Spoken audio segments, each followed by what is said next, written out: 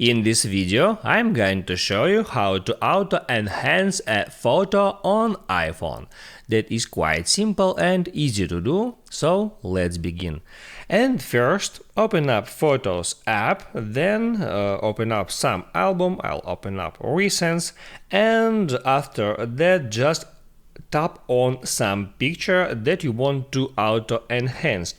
After that, right there, tap at Edit.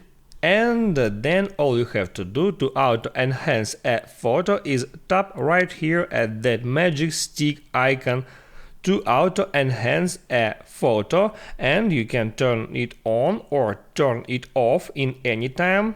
I'll turn it on then, and now all I have to do is just tap on Done to save the changes.